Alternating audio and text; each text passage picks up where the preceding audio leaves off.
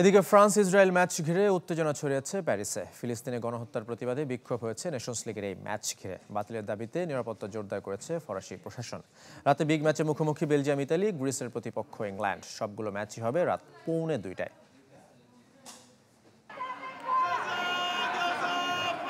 Amsterdam থেকে Paris, Europe জুড়ে Israel বিরোধী আন্দোলন ক্রমশ বাড়ছে, যার প্রভাব এবার নেশনস লিগে।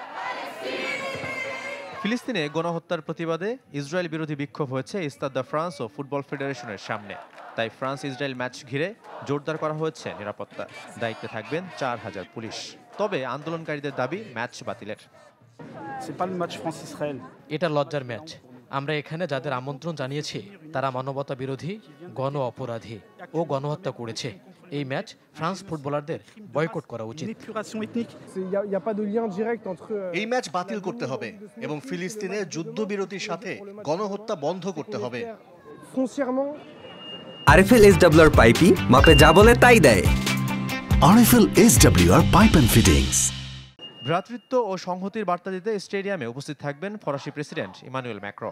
তবে কমেছে টিকিট বিক্রি। ৮০,০০০ আসনের স্টেডিয়ামে দর্শক থাকবে মাত্র ২০,০০০-এর মতো। জাতি বর্ণবাদ বিরোধী ব্যানার, পোস্টার নিষিদ্ধ।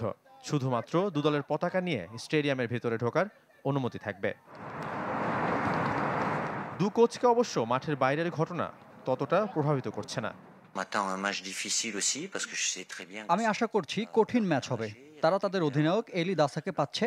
এছাড়াও তাদের বেশ কয়েকজন রক্ষণাত্মক ফুটবলার রয়েছেন। ইসরায়েলি কমিউনিটি থেকে যারা আছেন, আশা করব সবাই মাঠে এসে আমাদের সমর্থন দেবেন।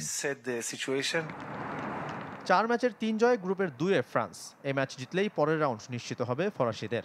আর এখনও জয়ের মুখ দেখেনি ইসরায়েল। শাফাত মিদুল, চ্যানেল 24।